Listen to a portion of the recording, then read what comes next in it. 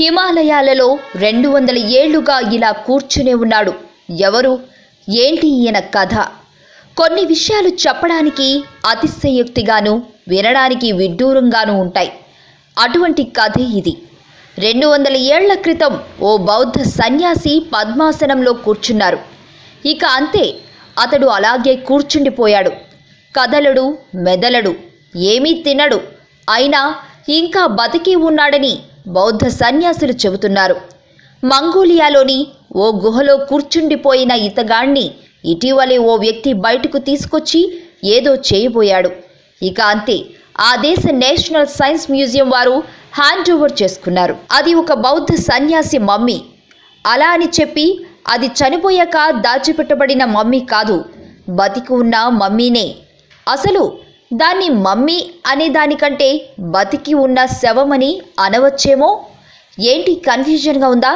ఇప్పుడు చెప్పబోయే విషయం వింటే మీకు డబుల్ కన్ఫ్యూజన్ కలగక మానదు. విషయం అలాంటిది మరి. ఏమీ లేదండి, 200 సంవత్సరాల క్రితం పద్మాసనంలో కూర్చున్న ఈయన ఇప్పటికీ అలాగే ఉన్నాడు. 200 ఏళ్ల కిందట ఒక బౌద్ధ సన్యాసి ఉండేవాడట. అయితే అతను మెడిటేషన్ చేస్తూ అలానే ఉండిపోయి ఇప్పుడు అందులో ఉచ్చస్థాయికి చేరుకున్నాడట. ఈ క్రమంలో అతని శరీరం మాత్రం మిగిలి ఉంది, కానీ అతడు ఇంకా చనిపోలేదట. కాకపోతే అతను మమ్మీలా తయారయ్యాడట.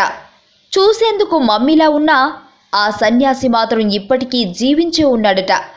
ఆ సన్యాసి పద్మాసనంలో కూర్చుని ఉండటాన్ని బట్టి చూస్తే ఖచ్చితంగా అతను ఇంకా జీవించే ఉన్నాడని, ధ్యానంలో చివరి దశకు చేరుకోవడం వల్లే అలా మారాడని బౌద్ధ సన్యాసులు అంటున్నారు. అయితే మమ్మీలా ఉన్న ఆ సన్యాసి కదలడు, మెదలడు, అలాగే ఉంటాడు. కానీ కొందరు యోగ శిక్షకులు, బౌద్ధ సన్యాసులు ఏమంటున్నారంటే అది ధ్యానంలో చాలా ఉన్నతమైన దశ అంట. ఆ దశ దాటిన వారు ఏకంగా బుద్ధులే అవుతారట. ఆ దశను టుబ్డమ్ అంటారట. అలాంటి దశలోనే ఇప్పుడు పైన చెప్పిన మమ్మీ సన్యాసి ఉన్నాడట.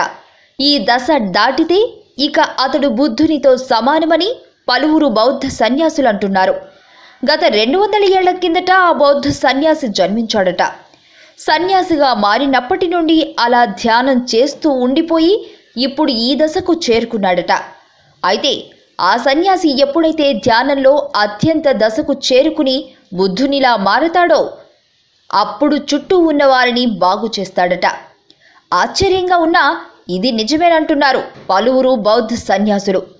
ఈ విషయం చెబుతున్నారు. ఈ క్రమంలో సదరు సన్యాసి మమ్మీని ఒక వ్యక్తి గుహ నుంచి వెలికితీసి దాన్ని అత్యంత ఎక్కువ ధరకు మార్కెట్లో అమ్ముకోవాలని మంగోలియా బార్డర్ వద్ద తరలిస్తుండగా అక్కడి పోలీసులు ఆ వ్యక్తిని పట్టుకున్నారు. దీంతో మమ్మీ సన్యాసి గురించి అసలు విషయం వెలుగులోకి వచ్చింది.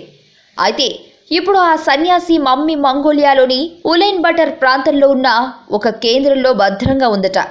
ఈ క్రమంలో కొంచెం సేపు వేచి చూస్తే ఆ సన్యాసి మమ్మీ బుద్ధునిలా మారుతుందని పలువురు బౌద్ధ సన్యాసులు అంటున్నారు. అయితే అది ఎప్పుడనేది వారికి కూడా తెలియదట. కాగా ఇలా సన్యాసి మమ్మీలు దొరకడం కొత్త కాదట. గత ఏడాదిలో మంగోలియాలో దాదాపు ఇటీవలే 40 కేసుల వరకు జరిగాయట.